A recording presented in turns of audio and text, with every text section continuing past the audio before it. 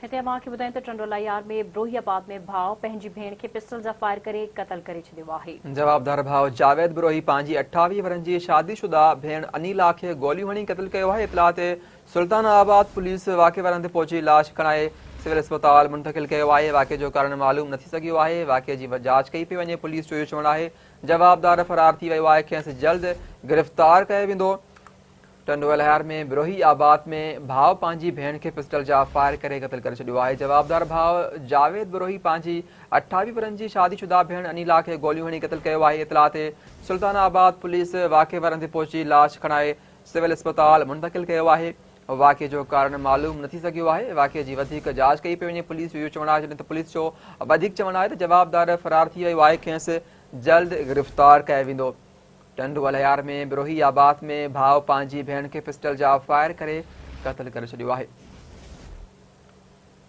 इन ई हवाले सां तफ़सील मालूम कंदासीं। असां सां लाइन ते मौजूदु आहे आवाज़ न्यूज़ रिपोर्टर गुलाम रसूल नुहड़ियो। जी गुलाम रसूल, वधीक छा तफ़सील आहिनि, आगाह कजो। जी बिल्कुल, टंडोला वेझो सुल्तानाबाद थाने जी हद में जो भाउ था भेण क़तल थी वही है। ब्रोहियाबाद में जावेद ब्रोही जो है 28 साल शादीशुदा 3 ॿारनि जी माउ संदसि भेण के जो है अनीला ब्रोही के जो पिस्टल या फायर करे क़तल करे छॾियो आहे। सुल्तानाबाद पुलिस वाक़े वारे हंधि पहुची लाश खणाए सिविल अस्पताल टंडोला मुंतक़िल करे छॾियो आहे। पुलिस जो चवणु आहे त वाक़े जो सबब जो है साम्हूं न अची सघियो आहे। लाश पोस्टमार्टम सिविल अस्पताल मुंतक़िल कयो आहे।